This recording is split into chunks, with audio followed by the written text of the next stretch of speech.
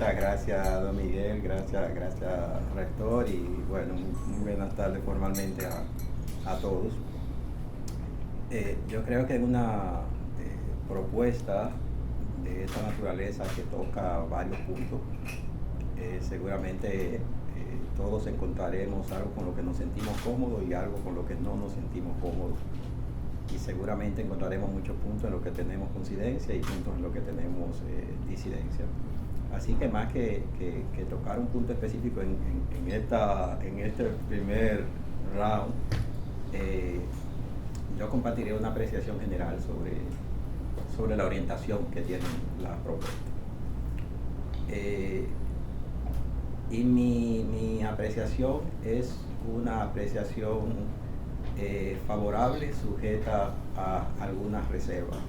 Voy a decirlas. Dijimos o hemos dicho desde hace mucho tiempo que teníamos tres temas a resolver en el ámbito tributario, que era el tema de las exenciones, el tema de las elusiones y el tema de las evasiones. Yo creo que la propuesta hace un trabajo razonable en términos de limitar las exenciones. A juicio de algunos tal vez limitarlas, no suprimirlas.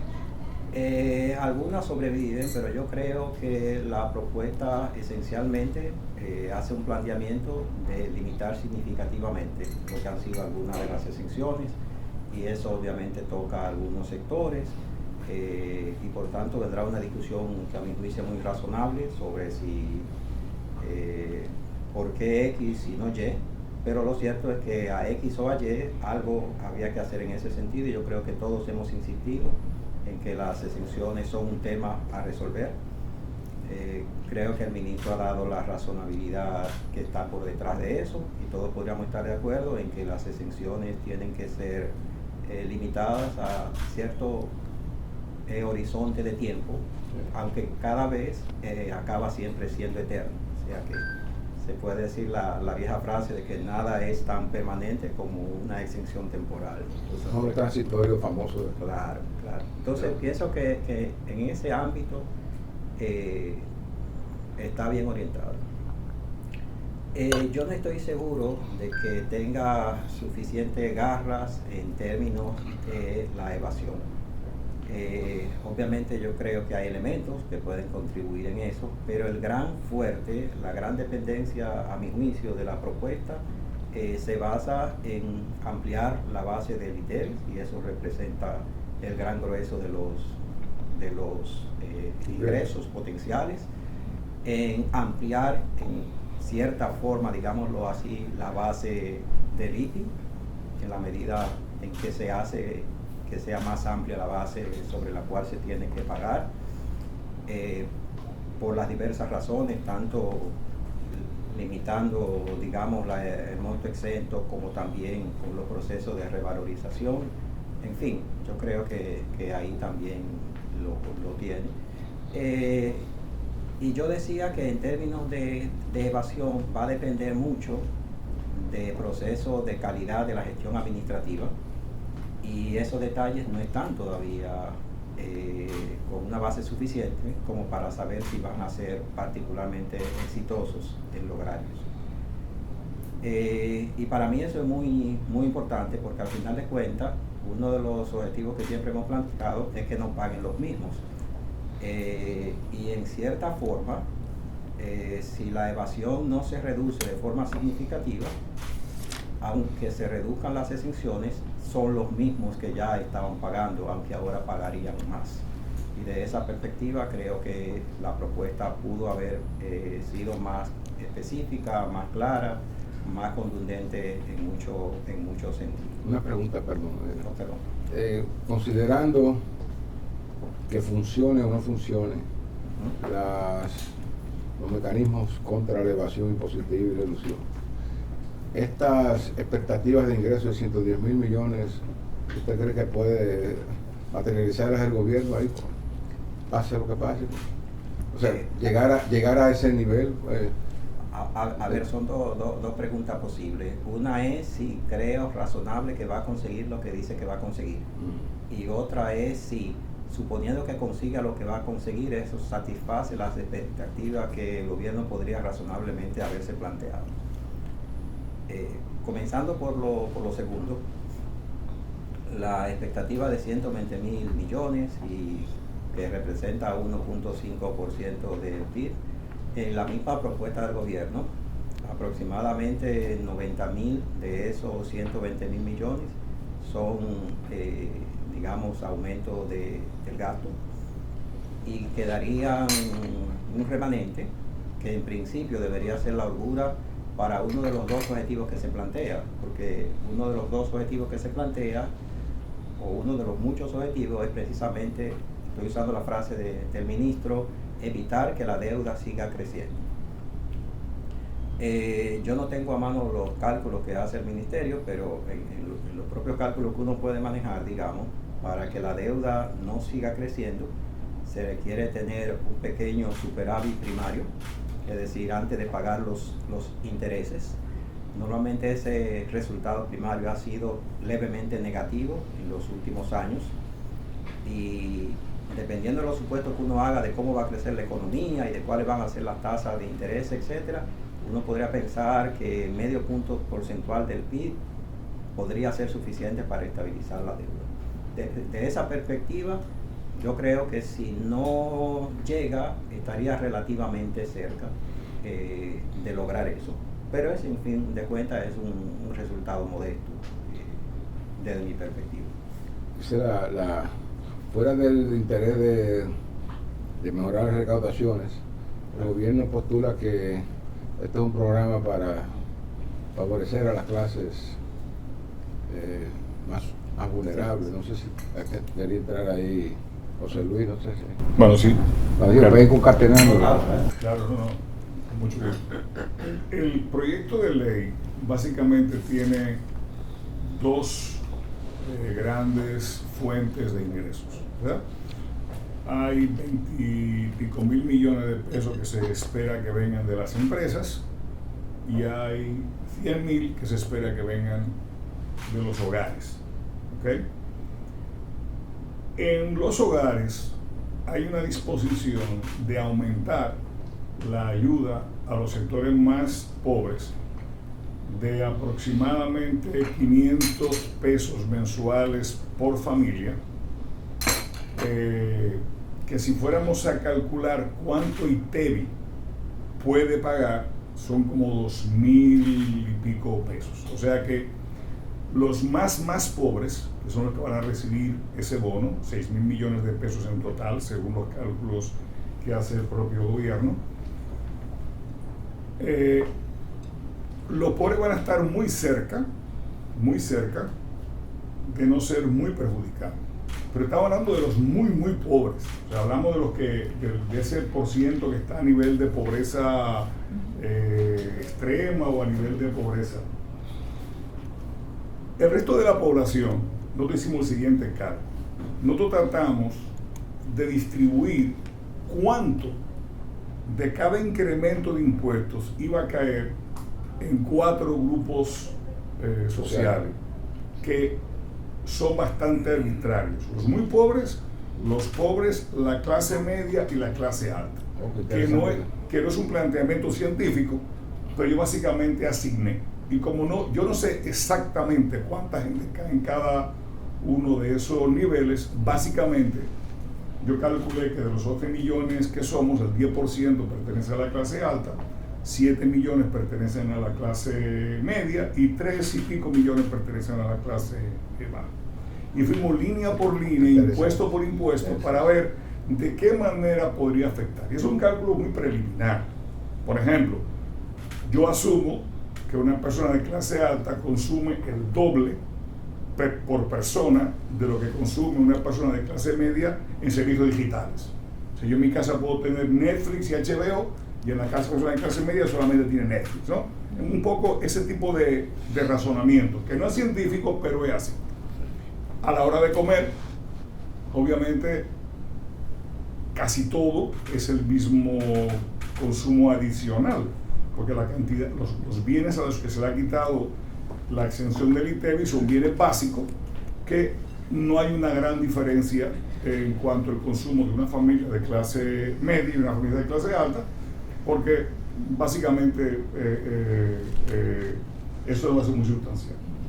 ¿Qué nos da ese primer análisis? Que aproximadamente de esos 100.000 impuestos, de esos 100.000 millones de impuestos, unos 6% lo van a pagar los pobres. 73% lo va a pagar la clase media y 22% lo va a pagar la clase alta. Eso significa que cada hombre, mujer o niño que pertenezca a la clase media tiene que prepararse para pagar 10.000 pesos anuales más de impuestos solo por la parte de consumo. No hay inflación tomada en cuenta. O sea, habría que pensar un aumento de impuestos de este tipo si puede alterar la cadena de producción, los costos, y si hay inflación. Eso significa... Como el transporte público. Claro, el transporte público no está grabado, no, pero el transporte de carga sí. No, pero solamente con el marbete ese de claro, la matrícula. Pero el transporte de sacar a los carros públicos. El transporte de carga, que ahora sí está grabado, aplica a todos los bienes. Entonces, eso es un impuesto que no hay estimado por parte del gobierno de cuánto van a recaudar con eso, pero eso aplica a todos los bienes. Y así, eso habría que hacer un análisis más profundo. A un ciudadano de clase alta le va a costar como 20.000 pesos, hombre, mujer o niño, al año, esta reforma en este análisis, más o menos. Y a los chiquiticos de abajo. Bueno, estamos hablando de que es mucho menos, porque sería como 2.000 pesos al año a los pobres, a aquellos que no van a recibir apoyo del gobierno. Y es por esa concentración que hay en ITEVI, que es 70% de todo, y de productos muy específicos. Entonces, en adición a lo que dice Rolando, que yo me adhiero, de que esta reforma debió haber venido con más instrumentos para garantizar que se va a combatir eficientemente la evasión, porque estamos donde estamos, no porque la gente no pague impuestos. Estamos como estamos porque algunos pagan y otros no pagan. Y el propio ministro basó su presentación en que en la República Dominicana me evaden casi la mitad del ITEVIS, ¿verdad? O sea, ¿y ustedes están ahí para qué? Entonces, es difícil ir a por la mitad de la exención. Algunas cosas debían haber venido con la ley que plantearan eso. Y luego, en adición a que yo creo que eso es una de las cosas que le falta, la otra cosa que le falta es que uno hubiera pensado que la diferencia en contribución entre la clase alta y la clase media iba a estar un poco más... A ver, que menor que como ahora, 70. ¿Dónde puede estar la solución? ¿Verdad? Yo me imagino que la actualización de valores de los inmuebles, o sea, todos los inmuebles tienen una valoración normalmente inferior al valor real del inmueble.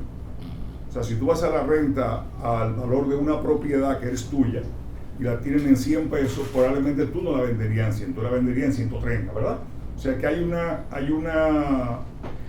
Perdón, pero que quien más revaloriza eso es la Dirección General de Impuestos Internos. Claro, pero aún así... Tú puedes tener un chichorro de 2 millones y para la DGI vale 4.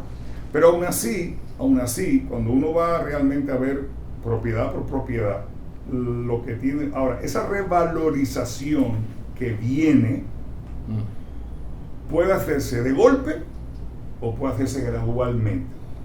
En algunos países han tomado la iniciativa de ir subiendo esos valores en el tiempo para deducirlo. Entonces, si fueran más agresivos con las viviendas o sea, por ejemplo, es la misma tasa. Yo tengo una casa que vale 20 millones de pesos, yo tengo una casa que vale 200 millones de pesos y yo pago exactamente lo mismo. O sea, yo pago por dólar o peso que tengo metido ahí, no ha habido una distinción. Y a mí me hubiera gustado en la reforma que la contribución de la clase alta en comparación con la clase media hubiera sido un poquito más alta, para darle un poquito más de equidad. Y la otra cosa que yo también, adición a la evasión, como dice Rolando, veo que falta, es que el planteamiento del gobierno es: todos nos tenemos que sacrificar, ¿verdad? Vamos a sacrificar todos. Pero cuando tú miras al gobierno, ¿cuál es el sacrificio del gobierno? O sea, el gobierno ha aumentado el número de empleados en los 3 últimos años en 77,000 empleados. Y ha aumentado la nómina pública en 121,000 millones de pesos. ¿Son todos esos médicos y policías? No. O sea, ahí hay mucha grasa. Cuando hablaron de fusionar los ministerios, todo el mundo dijo: oh, van a fusionar ministerios, va a haber un ahorro. Pero tan pronto como dijeron: no vamos a eliminar ningún puesto de trabajo, si yo tengo el puesto de trabajo, me tienen que tener el escritorio, me tienen que tener el aire acondicionado, me tienen que tener el parqueo, no hay forma de salir del edificio, no hay ahorro por ahí. Entonces la burocracia, igual que negocios como el nuestro, en general los costos, ¿dónde están? Es ahí, en costos fijos de ese tipo. El gobierno se ha protegido y no solamente va a mantener el personal gubernamental, sino que le va a subir el sueldo. O sea, le va a subir el sueldo. O sea, ahí hay 700,000 personas que le están diciendo: no te preocupes, que ustedes 700,000 que están en el gobierno, esto no es problema de ustedes. Nosotros le vamos a dar para que ustedes paguen los impuestos, que lo paguen los otros dominicanos que no están ahí, si sus patronos le suben los trabajos a esa mitad de dominicanos que tienen empleo, porque la otra mitad trabaja en el sector informal, echando días y haciendo negocios. Entonces, creo que el gobierno debió de haber tomado más decisiones sobre el tema del problema de la electricidad, haber manifestado más claramente acciones más concretas, haber dado ejemplo. Si todos nos vamos a sacrificar, yo me sacrifico. Y eso yo lo he hecho en falta en la propuesta, porque veo, todos ustedes tienen que entender el problema, pero nosotros no podemos ayudar. No podemos votar a un empleado, le vamos a subir el sueldo a la gente para que tenga... las promesas que se han hecho son promesas de... Digo, lo que han dicho ellos: yo le voy a subir el sueldo a la gente para que no sufra mi gente. Entonces, eso me deja con un poquito de mal sabor de boca. Como que no nos han distribuido la carga de una manera equitativa, sin entrar en el sector productivo, que eso lo haremos después. Vamos a ver entonces quién toma la palabra. En sentido general, después hablamos con Richard para la parte del medio. Bueno,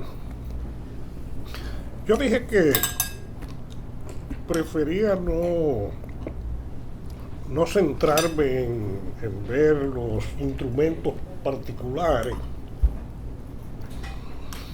por una razón. Si uno va a buscarle el lado malo a un impuesto, no hay nada más fácil como encontrárselo, porque todos los impuestos son malos. No hay ningún impuesto bueno. Solamente hay una cosa más mala que los impuestos, que es que el gobierno no los cobre. Eso es más malo. Y le voy a decir por qué. Aquí en República Dominicana nos hemos estado jugando con candela durante demasiado tiempo. Y como la economía está funcionando bien, tenemos una economía que crece, con inflación relativamente baja, con una serie de éxitos macroeconómicos, pues pensamos que entonces lo mejor es dejar la cosa así y no resolver los problemas estructurales que hay. Pero eso puede ser muy peligroso, porque la opción que se ha tomado es comenzar a acumular deudas y acumular deudas, y efectivamente eso es lo que hemos hecho. Deudas fiscales, deudas cuasi fiscales,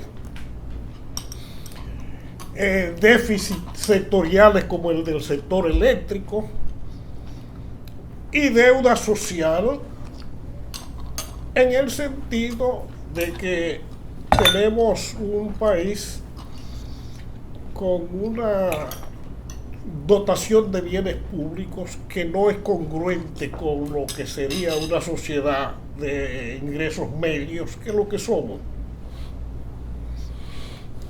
Es decir, un país que no...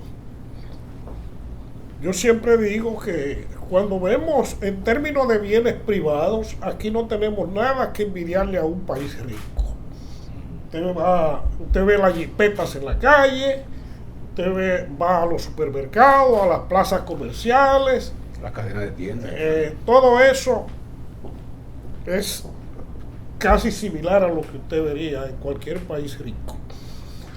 Pero cuando usted se va a los bienes públicos, cuando usted se va a la calidad de la infraestructura de transporte, cuando usted se va a las escuelas, a los hospitales, a los cuarteles, a los juzgados, entonces ahí no, ahí nos comparamos con cualquier país africano, con todo lo que sea servicio público. Entonces ese desequilibrio hay que buscarle una solución. Y esa solución amerita gasto público. Amerita gasto público. Claro está. El que está en el gobierno puede decir, bueno, pero vamos a gastar y vamos a solucionarlo cogiendo préstamos. O vamos a solucionarlo haciendo emisión monetaria inorgánica. O vamos a solucionar, o vamos a dejar el problema sin resolver, y eso puede funcionar bien hasta un día, pero un día explota. Y eso es lo que alguna gente hemos insistido en que hay que tratar de evitar. Mira, yo creo que nadie tiene una varita mágica de cómo deberían ser los impuestos, cada impuesto, y qué es lo que va a funcionar aquí, porque hay cosas que funcionan bien en una sociedad, en otras no. Por ejemplo, en los países de Europa, el impuesto a la renta personal es la fuente fundamental de ingreso para los estados. Sin embargo, en países como el nuestro, eso no ha funcionado nunca. Y entonces hay que buscar otras vueltas, ¿no? Pero lo único seguro es que hay que buscar las fuentes que sea para tratar de dotar al fisco de un músculo fiscal suficiente para resolver los problemas públicos y evitar que nos sigamos endeudando. Una pregunta, ¿usted piensa que puede ser posible con estas medidas que se están proponiendo que el gobierno logre formalizar a los que están informales en la economía? Yo no creo que con las medidas que se están proponiendo se va a hacer eso. No. Eso puede ser. Pero, mira, aquí hay varios economistas. Yo no sé si alguno de ustedes tiene una solución de cómo resolver el problema de la informalidad. Exacto. Porque yo no lo tengo. Yo todavía a esta altura del juego no he entendido cómo vamos a resolver ese problema. Y claro está, si se resolviera la informalidad, se resolvieran muchísimos problemas fiscales y de diferentes tipos. Pero no solo la gente pobre son informales. Una gran parte del sector empresarial también son informales. Sí. Informales en el sentido de que hacen muchísimas cosas por detrás. Sí. Entonces, eso es parte de una cultura. Como es parte de una cultura creer que la única forma que tiene el Estado de fomentar el desarrollo productivo es exonerando impuestos. Y eso no es así. De hecho, yo creo que el impulso inicial del sector turismo, que vamos a poner el sector que se podría considerar el más emblemático. Sí, emblemático de los sectores nuevos que han surgido después de Trujillo, fue básicamente el Estado ayudando con la construcción de infraestructura y con un fondo de financiamiento a los inversionistas privados que invirtieran. El Estado puede hacer esas cosas y mucho más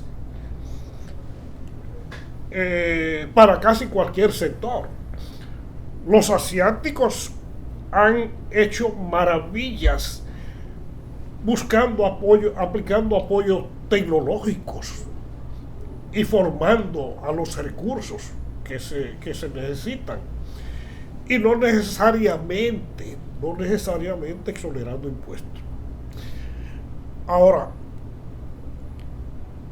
aquí tenemos no sé cuántas leyes de incentivo, y todos los incentivos son exención de impuestos. Todo, no hemos pensado en otro tipo de incentivo. Yo creo que las actividades productivas necesitan ser incentivadas. Pero aquí en República Dominicana tenemos una cultura que es que detrás de uno viene el otro. Mira, yo no soy el más viejo de los de aquí, pero estoy cerca. Vamos a checar la cédula toda ustedes a la salida. A la salida, sí. A la salida vamos a hacer una revisión de inteligencia artificial. En 1992, cuando se hizo la gran reforma tributaria que se conoce,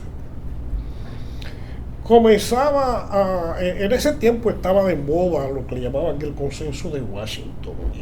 Y en términos fiscales, el consenso de Washington lo que decía era que era mejor cobrar impuestos de manera generalizada y con baja tasa. Es decir, base amplia y tasa baja. Y eso fue lo que se comenzó a hacer en casi todo el mundo. ¿Qué se hizo en la República Dominicana? Bueno, pues eso mismo. Las tasas antes de 1992 eran altísimas para cualquier impuesto. Impuestos sobre la renta, los aranceles, los selectivos, que era lo que había. Nominal. Y se bajaron. Nominal. Sí, exacto. Eran altísimas, pero nadie la pagaba. Y nadie la pagaba por una razón. Porque habría demasiadas brechas por donde no pagar en términos de deducciones, de exoneraciones, de incentivos. Y prácticamente todo el mundo se acogía a todo eso, y la solución que se encontró fue: vamos a bajar la tasa y vamos a eliminar los incentivos. Así se hizo.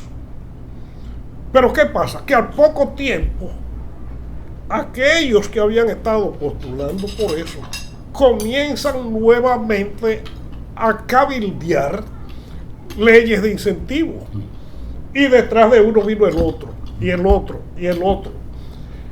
Y ahora uno puede decir, bueno, de todos esos sectores, ¿cuál ameritaría que se le mantengan los incentivos? Yo, que no soy enemigo de los incentivos, he llegado a una conclusión: si se van a eliminar, elimínenlos todos. Porque si usted se lo deja a uno, a poco tiempo lo tienen todos otra vez. Porque por ahí comienzan. Entonces, desde ese punto de vista, y si yo creo. tocara dejarle a uno o a dos, ¿a quién se lo dejaría? La experiencia que yo tengo es que por la misma brecha que se abre para uno, se meten todos, ¿no? Ahora, Isidoro, en el foro que hicimos antes de que se presentara la propuesta en INTEC, Sí. creo que había un consenso de que era imprescindible atacar frontalmente la evasión y la ilusión, Sí, porque las tasas impositivas nuestras no era que comparadas con las de la región fueran tan bajas.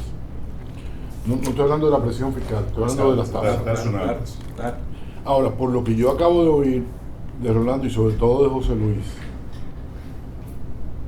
parecería que vamos a seguir pagando lo que ya estábamos pagando y que lo que no pagaban, estoy hablando de personas físicas, pero estoy hablando también de empresas, ¿no? Claro. Siguen sin pagar. No solo los informales, sino, no sé si podían referirse a eso, porque entonces el problema, tú hablas del consenso de Washington y bajar el impuesto y ampliar la base de lo que tributan, ¿no? Pero por lo que estoy oyendo, parecería que todavía seguimos cobrándola lo mismo que pagaban, ya sea por consumo o ya sea por renta, y que no, al no haberse edificado, como decían Rolando y José Luis, cuáles son los planes para atacar la evasión y reducir o eliminar la ilusión. Entonces el mismo grupo de clase alta, de clase media o pobre es el que sigue pagando, o por vía del consumo o por vía de la renta. Unas trazabilidades que van a hacer dirección de impuestos internos y aduanas, Vaya. con las cuentas y cosas. Yo no sé Es que, si me permite, Sí, 30 sí. segundos, porque Richard Sí, falta Richard. obviamente está pendiente. En la gatera. Pero yo creo, Isidoro, que no hay discusión posible sobre la necesidad de hacer una reforma tributaria para aumentar los impuestos. Eso yo creo honestamente que no es un tema sujeto a discusión. Pero el hecho de que se requiera aumentar los impuestos no debe interpretarse como que cualquier forma de aumentar los impuestos es igualmente aceptable. Tenemos que discutir cuál es la razonabilidad de las diferentes opciones y esa es una discusión que a mí me parece que es válida. sí. Yo estoy de acuerdo contigo en que sería muy fácil esperar que propongas algo y decir que tiene algún elemento negativo y que en esa actitud yo jamás quisiera caer y creo que ninguno de nosotros quisiéramos caer después de haber abogado por esto, pero tenemos que reflexionar. Y nada más dos cuñas para darle la participación a Richard. Yo creo, como José Luis, que esta propuesta pudo haber venido acompañada de ideas más ingeniosas que aunque sea sirvan como intentos para abordar problemas como la informalidad, no porque ninguno tenga una vara mágica, pero el Estado tiene la obligación de plantear qué podemos hacer con respecto a este tema y yo no veo ideas digamos con determinación en ese sentido. Creo que podría haber venido acompañada de medidas de racionalidad del gasto en mucho mayor medida que lo que hemos visto, porque hasta ahora la única propuesta concreta por el lado del gasto es reducir 14.000 millones sobre la base de gastar menos en educación, que es un contrasentido. No ha habido ninguna otra propuesta de racionalización del gasto y yo hubiera esperado medidas o ideas, no ni siquiera para implementación inmediata, sino tal vez para un plan de cómo avanzamos a una racionalidad del gasto mayor y así sucesivamente. O sea, que estoy de acuerdo Pero contigo. interesante el punto de la- Estoy de acuerdo totalmente contigo en la necesidad de esto y en términos generales yo soy empático, tengo una actitud empática con la propuesta porque hay que hacer algunas cosas, pero yo creo que hay errores de omisión que es parte del proceso de discusión ponerla sobre la mesa. Sí, estoy de acuerdo. Disculpa, Richard. Sí, Richard, vamos a ver. La reflexión yo quisiera primero a nivel general, estoy muy de acuerdo con lo que plantea José Luis de Ramón y Rolando, sobre el hecho de que es una propuesta de reforma, aunque necesaria, está muy cargada, yo diría, hacia la clase media. Y es así porque lo que se está ajustando es básicamente impuestos al consumo, impuestos indirectos. Uno esperaría un cambio hacia más gravamen de la riqueza, del patrimonio, pero desde el punto de vista de lo que es más fácil hacer, evidentemente que gravar el consumo es más sencillo para las recaudadoras. Sobre ese punto, pienso que el gobierno tenía la opción de o combatir evasión o aumentar tasas o ampliar base. Yo creo que se ha ido más en ampliación de base. Era algo que mucha gente pedía. Yo siempre decía, bueno, pero cuando se amplía la base, más de la mitad del gasto tributario actual viene por ITEVIS o viene por ITEVIS de alimentos vinculado a educación o a salud. Entonces hay que tener cuidado a veces con lo que se pide, ¿no? El gobierno lo que ha hecho es ampliado la base. Ahora bien, ese aumento de la cantidad de productos que van a pagar ITEVIS, yo creo que se pudo haber hecho más gradual, poniéndolo quizá con un ITEVIS diferenciado, que es la propuesta de 2021 que tiene el gobierno, o una de las propuestas que ellos estaban ventilando, y no directamente llevar una serie de bienes, en especial temas como los víveres, frutas, vegetales, directamente al 18%, porque es un golpe bastante fuerte al bolsillo de cualquier familia que no reciba alguna compensación del gobierno, ¿no? Que no se le aumente la tarjeta superte y el programa de alimentos. Pienso que esa gradualidad también debió aplicarse con el tema del IPI. De la noche a la mañana, dejando de lado la revalorización, que no es algo menor, es algo bastante fuerte. Hay muchos hogares que van a comenzar a pagar, aquel que ya estaba pagando un poquito por encima, que el valor de su vivienda estaba por encima del mínimo exento, los 9.8 millones de pesos. De la noche a la mañana, como es mi caso, ya uno va a pagar ahí 48, 49 mil pesos adicionales por año, teniendo la misma casa. Es cierto que ese es un impuesto progresivo. Ahora bien, el gobierno en su presentación plantea diferentes países donde hay unos mínimos exentos más bajos. Evidentemente el gobierno lo bajó, pero hay una gradualidad de los impuestos. Ahí va de 0.2 a 1.2% del valor de la vivienda por encima del monto exento en base a diferentes países. Entonces yo creo que debió proponerse quizás un intermedio para esa reducción que ha habido del mínimo exento, quizás con una tasa más baja. Es cierto que el gobierno necesita recaudar, o sea, yo creo que, como dice Rolando, no debe haber discusión en las necesidades que tenemos nosotros de tratar de equilibrar las cuentas fiscales, pero esa gradualidad yo creo que falta. Estoy de acuerdo también que falta el combate a la evasión. Por lo menos así, de manera directa no veo nada. Es posible que al reducir la cantidad de bienes exentos de ITEVIS, la evasión baje un poco por un tema de eficiencia. Eso no lo sabemos todavía. O los cálculos de ingresos. Ahora, eso va a depender de dos factores. Primero, la capacidad que tenga la administración tributaria para recaudar. Antes de eso, primero, que lo que se dijo ahí sea lo que se apruebe y lo que se comience a implementar. Segundo, la capacidad que tiene la administración tributaria de recaudar. Y tercero, qué tanto de esos impuestos que se van a cobrar por más bienes que antes no tenían ITEVIS, que ahora van a tener ITEVIS, se compran en comercios formales, porque la inmensa mayoría de los dominicanos consumen colmados, en almacenes de minoristas, etcétera, no tanto en supermercados. Entonces, creo que por ahí la gradualidad debió considerarse. A nivel ya del sector construcción, que yo creo que junto a la clase media ha sido el que va a sentir el golpecito más fuerte. Está el tema de los fideicomisos, que ya van a pagar impuestos sobre la renta igual, pero también con el tema de construcción, además de la coyuntura donde vemos unas tasas de interés muy altas, lo cual hace que se estén devolviendo apartamentos que se compraron en plano, y eso ha ralentizado el sector construcción, o lo va a ralentizar en los próximos meses. El tema del IPI afecta también. Una parte de los inmuebles que se estaban comprando no era nada más para vivienda de primer uso, sino también gente, sobre todo extranjeros, que estaban invirtiendo en República Dominicana. Como eso automáticamente es un costo adicional que tiene que pagar esa persona que tiene inversiones en el sector inmobiliario, pues ahí o van a dejar de comprar tantos apartamentos con la velocidad que se compraba antes, o los alquileres van a comenzar a aumentar. Entonces hay que ver ese efecto de segunda vuelta. Me preocupa el ITEVIS que se va a cargar al transporte. Eso ya le genera un componente adicional de costo a la producción de básicamente todos los bienes. Es un sector que no es competitivo, y evidentemente hay que ver qué tan grande es el traspaso que va a haber del ITEVIS a los precios del transporte de carga. Por último, yo creo que lo que sí me gustó de la reforma es que, o una de las cosas que me gustaron de la reforma, es que cambie un poco la forma en que se cobraba el anticipo. Personas físicas y microempresarios no van a pagar anticipo.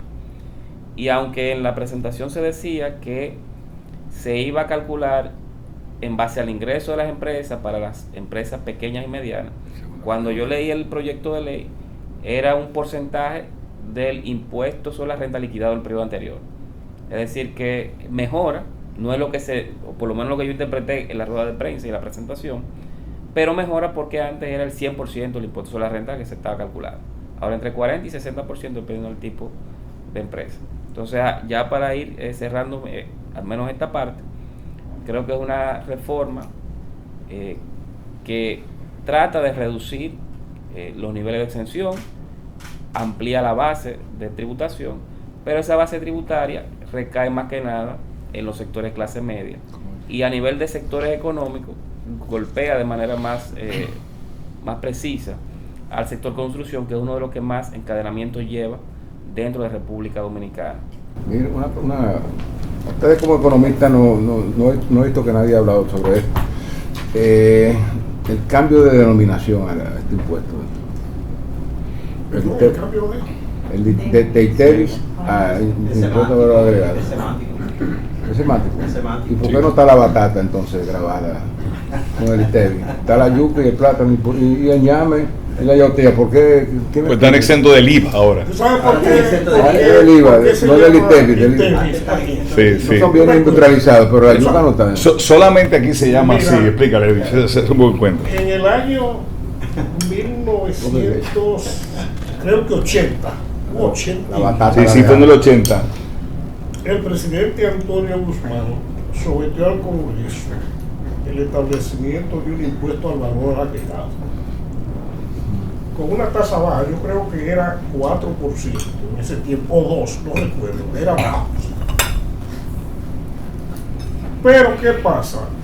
El Senado, que estaba dominado también por el mismo partido, ustedes recuerdan que el PRD se vivía peleando por otra ala del partido.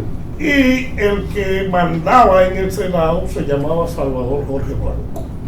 Era de su mismo partido, pero vivía en un pleito con Antonio Guzmán y quería hacerle la vida lo más imposible. No se la hizo.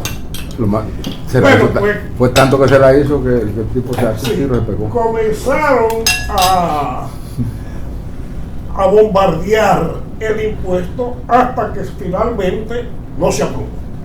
No se aprobó, se quedó así. Pero ¿qué pasa? Que un par de años después viene Salvador Jorge Blanco y es él el presidente.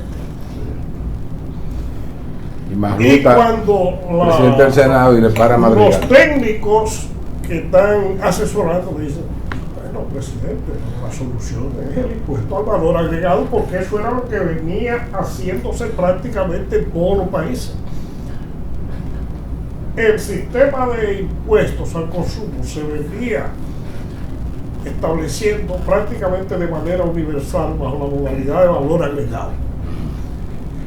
Y entonces Jorge Blanco dice, ay, pero ¿cómo yo hago eso después de haber rechazado, enfatizado tanto? Y surgió la idea de cambiarle el nombre. Magnífica. Para no pasar la vergüenza de decir que se estaba aprobando lo que se había rechazado un par de años antes. Y fue así como se aprobó y se le puso impuesto al valor agregado, impuesto a la transferencia de bienes industrializados. Y ya. Sin la S. Sin la S. En ese tiempo no incluía servicio. Lo de servicio se le agregó después. No era fino, era I. Por eso es sí, yo me recuerdo que en República Dominicana tiene un nombre que no tiene en ninguna otra parte. Y lo que andan buscando ahora es regularizar el nombre, poner el mismo nombre que tiene en todas partes. Decir que nos envolvieron ahí. Exactamente. Nos envolvieron ahí con unos nombres. Pero yo pienso, Isidoro, que tres ausencias, por ejemplo, de la propuesta. De nuevo, aceptando lo bueno y lo válido de lo planteado y pensando en la tarea que sigue pendiente. Una propuesta para trabajar con el tema de la inflexibilidad del gasto. se requiere perentoriamente de pensar qué es lo que vamos a hacer con eso. El tema de los ayuntamientos, para no tener una ley que la incumplimos sistemáticamente, algo había que plantear, aprovechando este contexto sobre eso. La nómina pública, cuáles nuevas reglas de juego, etcétera. O sea, en el fondo caímos. O sea, esas son cosas que usted entiende que le falta a la reforma. Claramente. La reforma faltó definir eso. Es una reforma tributaria.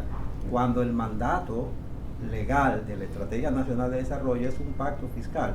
Pacto que ves políticamente no es viable de lograr como pacto, pero la intención es que repensara la forma de gestión del Estado. Pero caímos nuevamente en lo que tenemos una propuesta tributaria adornada por algunos movimientos previos para señalizar que se está trabajando el gasto, pero todos sabemos que ahí no ha pasado cosa sustantiva, a pesar de buenas intenciones que pueda haber. Entonces, cuando el ministro de Hacienda dice que es un acto de valentía, para mí es relativo, porque a ningún gobierno desde 1990 le ha faltado valentía para proponer formas de aumentar los ingresos, aunque a veces no lo ha logrado. Lo que le ha faltado es la valentía para racionalizar toda la estructura de gasto. O sea que tenemos el tema de qué hacer con esa parte. Y para mí vamos a hacer que Saulo quiera hacer una pregunta para... Sí. Quiere, esta mañana el ministro el ministro hablaba incluso de una pregunta que surgió de don Miguel, de los riesgos que podrían ver en torno a esta reforma. Entonces él mencionó inmediatamente que uno de esos riesgos sería no destinar los fondos a las áreas que están contempladas en la propuesta de la reforma. Entonces le pregunto a ustedes, ¿creen que eso podría, qué consecuencias podría traer esta eventual aprobación de la reforma? Déjeme decir algo. Yo creo que la sociedad dominicana tiene una lucha enorme por delante que tiene que tener, que es mejorar el gasto público en general, racionalizarlo, evitar la corrupción y evitar las ineficiencias. Y es ahí donde uno cree que la sociedad se queja mucho, y yo creo que tiene toda la razón. Además, las cosas que uno ve son cosas que escandalizan a cualquiera. La forma como se malgasta el dinero público. Y ese es un riesgo que efectivamente existe. Es decir, yo creo que el gobierno, en la exposición que ha hecho, se ha puesto a decir cómo piensa usar el dinero, y dice eso como una forma de convencer a la opinión pública. Es para venderla la reforma. Sí, yo tengo una... No sé, ustedes como economistas van siempre a asuntos muy puntuales. Es uno de los objetivos gran objetivo de la reforma, fuera de ver si controlan la evasión, que yo creo que para eso no se necesitaría una estructura muy calculada ni pensada. Yo pienso que con el presidente de la República, con 2 o 3 amigos, puede resolver eso, con inteligencia, ¿no? Se acaba el asunto de la evasión, o sea, sin darle mucha vuelta al asunto. Entonces, el otro pilar es aumentar las recaudaciones para mejorar el gasto público. Entonces yo me pregunto, bueno, pero si este país ya ha logrado escalar el puesto número tanto de las mejores economías del Caribe, se encuentra en un nivel de crecimiento de su economía, tiene las mayores inversiones extranjeras directas en la República Dominicana, tiene la mayor infraestructura de turismo progresando, hay paz social, tanto los índices de criminalidad bajos, aquí mucha gente viaja. Entonces, ¿por qué entonces hay que hacer una reforma? Bueno, en realidad es muy simple. O sea, el tema matemáticamente es muy simple. Nosotros tenemos un nivel de deuda actualmente, ¿verdad? Que no es por el porcentaje de la deuda sobre el tamaño de la economía. Porque la economía, el tamaño de la economía es un factor relevante para compararlo con la deuda. Pero no es lo mismo Japón, que tiene 200% del PIB de deuda, pero paga cero de tasa de interés, o ha pagado cero en los últimos 30 años de tasa de interés, y que capta un 35% de impuestos, para él la deuda es un problema mucho más pequeño que para nosotros, que el 25% de los ingresos tributarios se van a pagar intereses ya. Intereses. Y eso no toma en cuenta que el Banco Central es otra deuda que le llamamos cuasi fiscal, pero es exactamente lo mismo, porque ahí hay que responder. Eso no es verdad que el Banco Central, si mañana la gente le va a retirar, va a imprimir todo lo que tiene certificado en pesos, porque la inflación de este país va a ser, bueno, algo que no se ha visto ni en la época de los años 70, ¿verdad? Entonces, no, es una deuda que se debe y hay que pagarle y en paz, y no hay que darle mucha vuelta. Sí. Si tenemos que pagar esa deuda, Está contemplado. ¿verdad? Vamos a ver si es verdad, porque eso también es una cosa que yo tengo o sea, yo tengo mi reservación. Mi reserva. Y por eso yo digo que quizá había que ser más asertivo con ciertas cosas. Esta reforma se plantea de la siguiente manera: yo voy a captar 122 mil millones y voy a gastar 122 mil millones. Esa es básicamente la propuesta, ¿verdad? Si no la reforma de aquí a allá. Creo que 100.000. 110. Si no la reforma, 110 mil. 110. Ok, Es pero sustancialmente lo mismo. es básicamente lo mismo, ¿no? Entonces, no dice, ok, le voy a mandar al Banco Central 28 mil millones, que eso ayuda. Pero el tema no es, señores, aquí va a haber 0.5% de superávit primario para dedicarse al pago, llueva, truene o ventee. Entonces, como vamos a tener que gastar eso, y eso son que sigo, ¿cuánto dinero? Nosotros vamos a hacer una reforma y nos comprometemos a eso, porque la estabilidad macroeconómica es más importante que todo lo otro. Y hemos tenido muchísima suerte, porque el fenómeno altagraciano de la economía existe. A nosotros nos cogió el COVID con el petróleo en el precio más bajo de la historia. O sea que han habido muchos momentos donde nos hemos salvado en tablita. Es verdad. Hay un artículo fabuloso que se llama Buenas Políticas y Buena Suerte, de cómo en la historia dominicana a veces... Sí, la divinidad ayuda. Nosotros no sabemos, o sea, nosotros tenemos una situación que no deberíamos tener ningún tipo de temor con la deuda. Y hay un temor con la deuda. Y es que si hay una caída en las recaudaciones, porque pasa algo, lo que sea que pase, nosotros vamos a tener un problema que no vamos a poder cumplir con el pago de los intereses. Sí. Entonces yo creo que había que ser más agresivo en ese sentido. O sea, la regla fiscal que tiene el país es una regla fiscal que está bien. O sea, no, yo no te voy a decir que pero no está completa, le faltan elementos. Sí, total. O sea, que el gobierno Eso es no lo que pueda quiero saber, subir que los subiera. gastos a tal velocidad, eso es correcto. Pero yo creo que le faltan elementos para el problema de la economía dominicana. Porque lo que tenemos que mandar a la gente a dormir tranquila, miren señores, preocúpense, váyanse a dormir tranquilo, inviertan mucho en la República Dominicana, que ese peligro macroeconómico ya desapareció para siempre. Nosotros en 10 años seguro que estamos a tal nivel, ya. Sin embargo, estamos de vuelta. ¿Hará eso el gobierno o no lo hará? Mírala, por ejemplo, no tenemos un presupuesto para el año 25. En el presupuesto del 25, la inversión programada cae sustancialmente contra el 24. Las transferencias caen sustancialmente contra el 24, pero no caen en 2 o 3 pesos, o sea, caen en una tonelada de dinero. Entonces, esa caída, yo honestamente no sé cómo se justifica, ¿verdad? Pero es muy probable que si eso hace falta realmente, que el gobierno no puede manejarse a esos niveles que ha programado, el déficit sea más grande. Bueno, el presupuesto no lo han aprobado todavía. Con respecto a ese Esperando. punto, con respecto a ese puntito de don Miguel, en promedio los países del mundo tienen una crisis macroeconómica, usualmente financiera, cada 10 años. Esa es una regularidad, ¿no? Y en los últimos años hemos tenido crisis en México, en los países asiáticos, en Europa, en los Estados Unidos, Brasil, etc. Esos países son bien distintos, pero todos los países en crisis tienen un elemento común. ¿Sabe cuál es? Que han estado muy bien antes de la crisis. De hecho, aunque parezca absurdo, Sí, son burbujas. pero son las burbujas. Son burbujas. Los orígenes de la crisis siempre hay la sensación de que no hace falta nada porque estamos muy bien.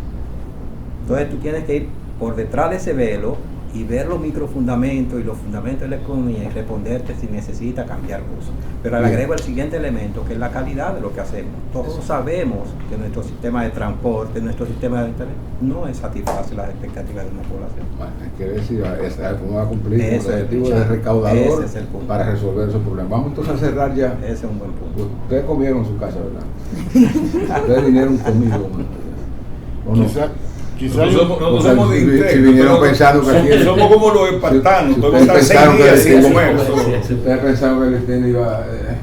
Pero en la cena no habría algo. Ahora grabado con el nuevo proyecto africano.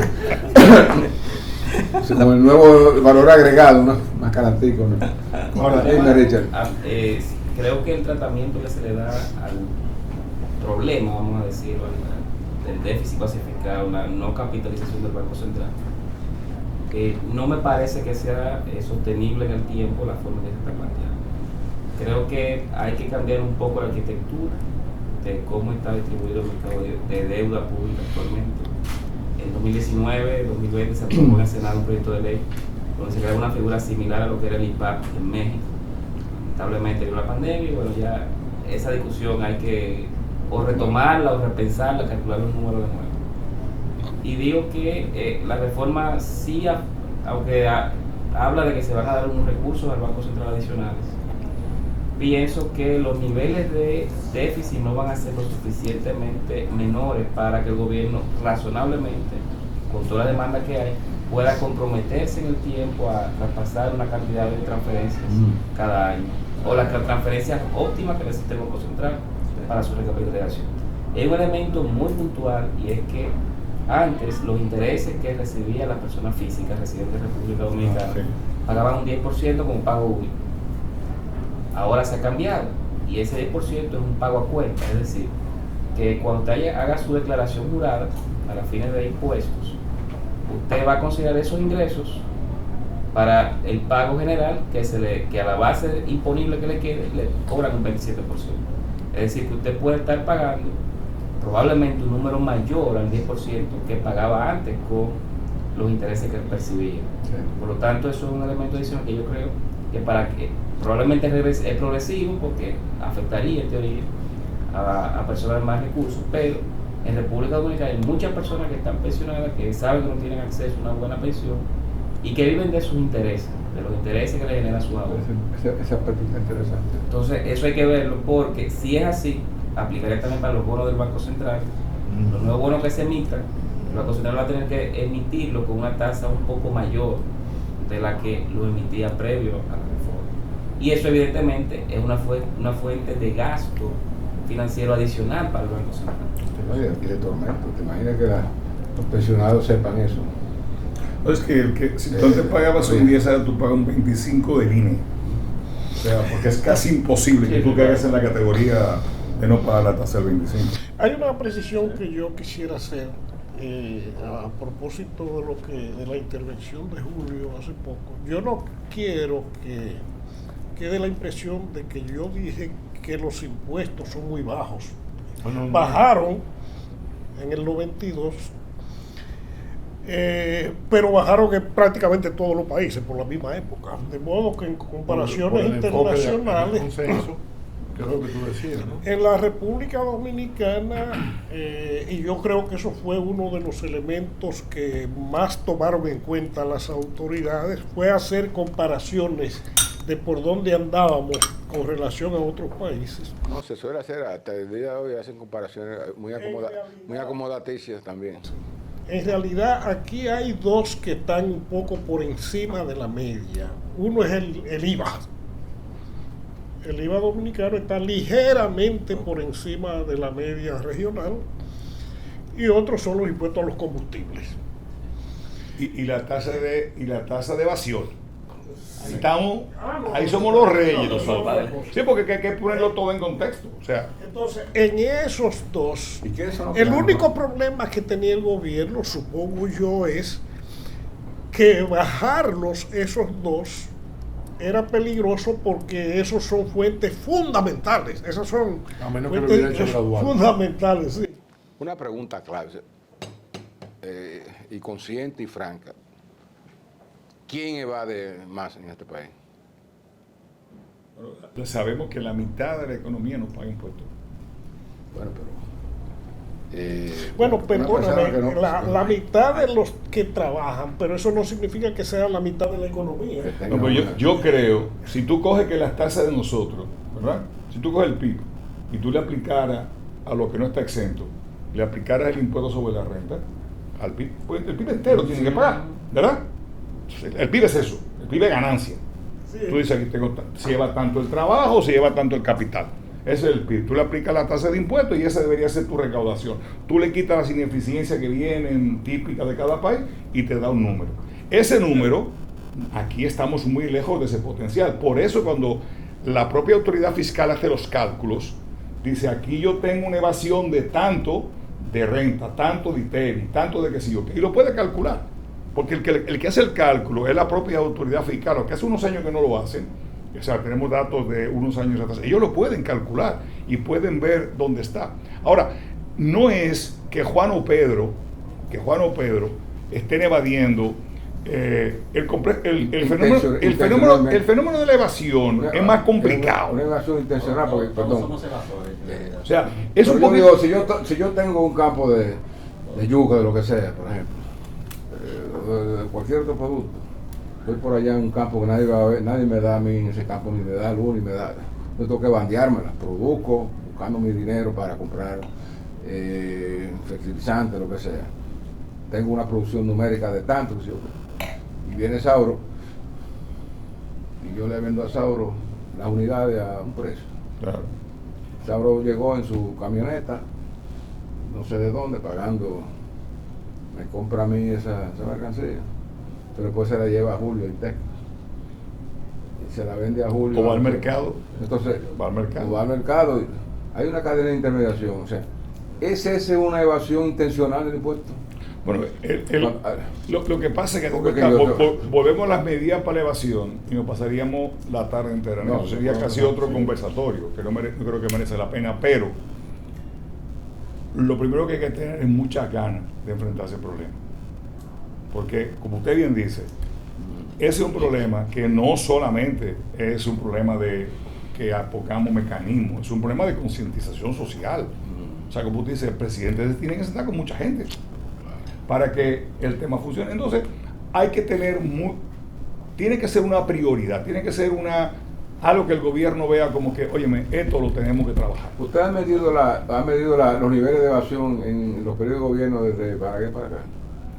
¿Se ha medido? Lo ha medido el propio gobierno. No, pero usted... No, porque el gobierno es el que lo puede medir, pero la serie es, ¿qué te digo? Nosotros, yo creo que hemos tenido épocas donde hemos pagado más impuestos que otras, pero también hemos tenido impuestos salvajes. Cuando le pusimos a los productos de exportación, al azúcar, al café, al cacao, un 25% de la exportación, bueno, cobramos muchísimo impuestos. ¿Dónde está el azúcar ahora? Pero las tasas de evasión se han mantenido constantes. Sí, eso yo creo que se ha mantenido. Tienen muchísimos Aún bajo Balaguer. fluctuando en las mediciones de Balaguer, que son menos, pero los niveles de hecho estaban ligeramente por encima en algunos momentos. Eso es una serie muy estable. Eso te indica que entonces contra eso no se puede. Pero la experiencia de otros países sugiere que sí se puede. Los chilenos han logrado... No, yo no creo. Que sí se puede. Yo creo que somos otra sociedad. Pero llevarla a cero es imposible en cualquier parte, ¿no? Eso estamos claros. Es un mínimo razonable. Por eso yo insisto en el referente de América Latina, porque América Latina son países con estructuras similares a las nuestras. Yo no pretendería igualarnos a Dinamarca y cosas por el estilo, pero lo que otros países de América Latina han conseguido, con los niveles de informalidad como lo tenemos, etcétera, etcétera, debería ser conseguible de parte nuestra. Pero venga, aquí han satanizado los incentivos. ¿Cuál es el Los incentivos, ya estamos Rolando, ¿cuál es perdón. un par de países que sean líderes, cuál sería su tasa de evasión estimada? Uruguay y Chile, la mitad que nosotros. La menor evasión mitad. es Uruguay y Chile. La mitad que La nosotros. mitad que nosotros. Y con el punto que decía, si me permite 30 segundos, de la clase media, yo creo que si tú haces una recolección de propuestas de reforma tributaria, el 95% va a adolecer del tema de que quien la paga es la clase media. Sí. Eso es por diseño, Ya lo demostró. a menos que tú quieras ser Venezuela o a menos que tú quieras entrar en radicalismo, etcétera. Casi por diseño, el gran grueso va a caer en la clase media realmente. Yo estoy de acuerdo con José Luis en que mayor esfuerzo tenía que haberse hecho en algunos sentidos y podría haberse avanzado más, y estoy de acuerdo con eso. Pero el grueso va a caer en la clase media. Y la hacen en Estados Unidos y la queja es que the middle class es quien va a pagar. Ahora, ¿cuál es el tema? Que esa clase media reciba lo que da. Y lo recibe a través de calidad Eso de es bienes lo y que está por servicios. verse. Y eso es lo que está por Eso es lo que verse. está por verse. Ese Yo es no el gran tendría círculo vicioso. Yo no ¿verdad? tendría problema como clase media en pagar más si eso se me devuelve en calidad de un gasto público. Entonces, para mí, por eso la insistencia en el gasto y la calidad Sí, del yo gasto. creo que Si no, la clase media acaba embromada. El consumidor de clase media tiene más actitud para pagar por la calidad de un servicio. Si se le va a dar la calidad del servicio, no Y le no gusta tiene que- instrumento como la clase alta para eludir los impuestos y no tiene las condiciones de la clase baja, que no tiene con qué pagar. Entonces, por diseño casi de su naturaleza, es la maldición de la clase media. Sí, Donde hay que correcto. buscar es donde hay, y al mismo tiempo no tiene las garras para evitar que yo lo agarre. Bueno, concluimos en que los panelistas de INTEC, los economistas de INTEC, o sea, le dan carácter de razonabilidad a la aplicación de un impuesto, una reforma fiscal, una modernización fiscal. Todos coinciden en que ese es, Sí, pero- es necesario. Sí. que es necesario, pero que tiene aspectos que pudieron ser mejor, o sea, las cosas que le faltan, ¿verdad? Ustedes han dicho. Debe hacerse esto, sí, una definición, por ejemplo, de estrategia para la elevación de impuestos. Y el otro aspecto es el núcleo fundamental a donde esta reforma llega y las expectativas que hay que esperar ahora a ver si eso se va, si la reforma, o sea, porque otra cosa,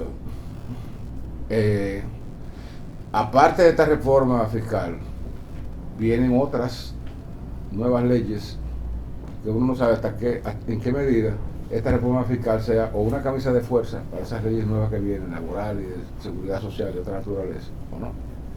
O qué variación pudiera tener ya en esos ámbitos cuando llegue a discusión de otra cosa, porque a la parte laboral a discutir de salario y cosas que no sean lo mismo, que todavía no se sabe. O sea, todo este es el principio de Me dicen que, de una caravana de... sin comprobar, me dicen que hoy sale una propuesta de la reforma laboral. Sí, parece que la van a... Mensaje WhatsApp, no sé si es cierto, porque Sí, el gobierno está anunciando reformas una sobre otra. Parece por eso que hay una cosa, Miguel. cuando ven a ver algo todo confundido, no sabe de qué está hablando. Por eso, La reforma, sí, porque es verdad. además de tu resumen, no sé, yo hablaba con Richard, y esto va a traer una serie de detalles mayores en los próximos 7 u 8 días. Nosotros tenemos una escuela de economía, y entonces hablaba con Richard de que en más o menos en 10 días laborables, nosotros deberíamos, hasta por nuestros estudiantes de economía, tener un panel que podía ser híbrido o demás, porque van a salir elementos. Ya tuviste los roneros, están hablando de su problema, Sí. azonadores, Sí. pero hay muchos aspectos que se Muchos están sectores viendo que- que van a salir. Que ojalá el listín nos apoyara. Yo sé que... Avísanos cuando nosotros cubrimos, pero lo que estoy diciendo es Porque como... lo que te quiero decir que sé los compromisos tuyos, no tendríamos que hacerlo en este escenario, pero que nos ayudes a cubrirlo si lo hacemos. Sí, lo hacemos ya, no hay problema, te lo cubrimos. Pero en este caso es que como Sauer que va a trabajar la información, Y resumiendo, o sea, viendo qué han planteado los economistas de INTEC en relación con la... Richard, tú podrías hacer un primer resumen y Rolando y Isidoro y José Luis. Sí, O claro. sea, casi un relator de esto, para que anote y tenga ahí.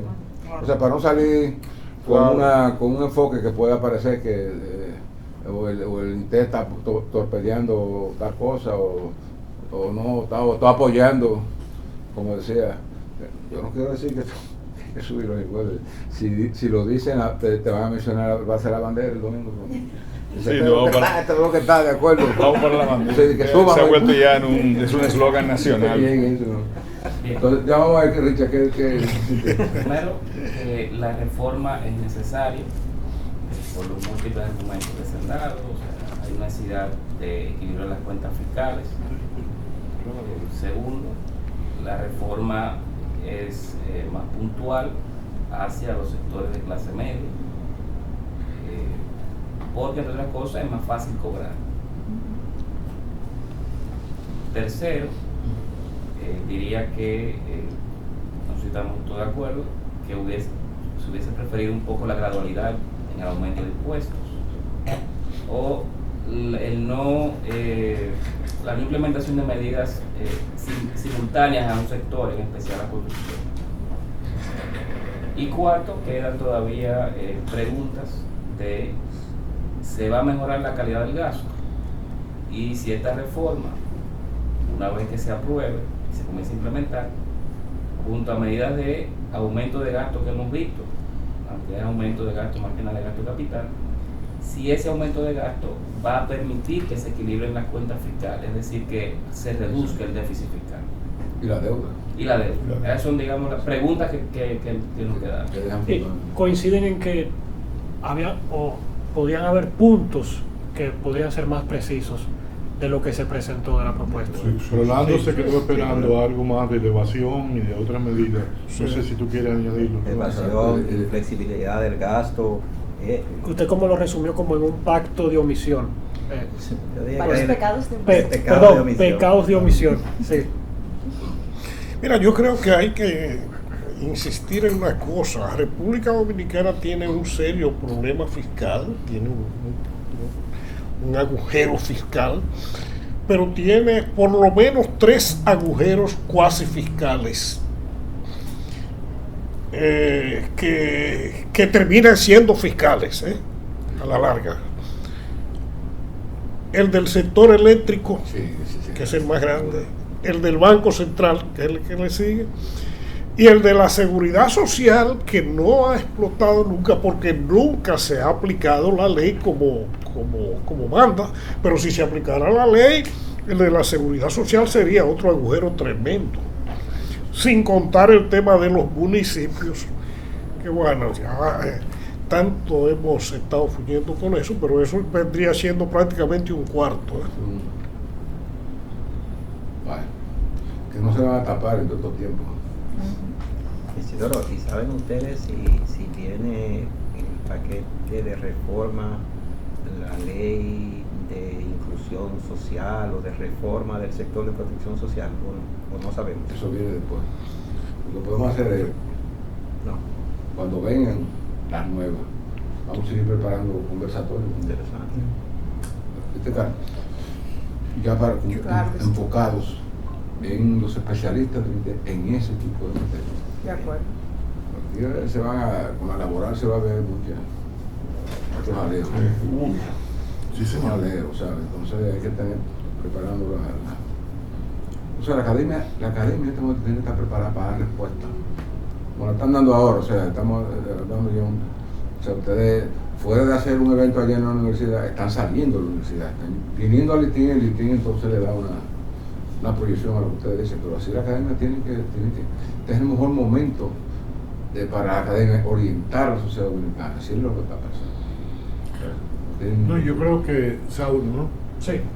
Que la conclusión de los economistas de INTEC es que había que dar un paso como este, es decir, la discusión de la necesidad de una reforma fiscal, no solo tributaria, que creo que es el consenso, era imprescindible, pero yo creo que el término de pecado de omisión que usó Rolando es lo que se ha salido prácticamente en cosas y oyéndolos, porque ese es mi papel aquí, como que faltó algo de mayor ingenio en el diseño de todo esto, ¿no?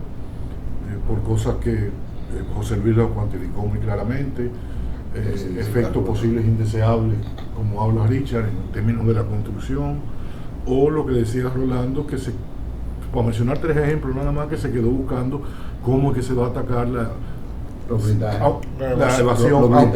Los blindajes. Óyeme, que tu pregunta, Miguel, fue muy buena. No es que se va a eliminar, pero óyeme, entre que Chile y Uruguay tengan la mitad de la tasa de evasión de aquí, quiere decir que hay bastante room, para ponerlo en inglés, hay bastante espacio en el que podríamos mejorar. Y ninguno de nosotros se siente menos que los chilenos o los uruguayos.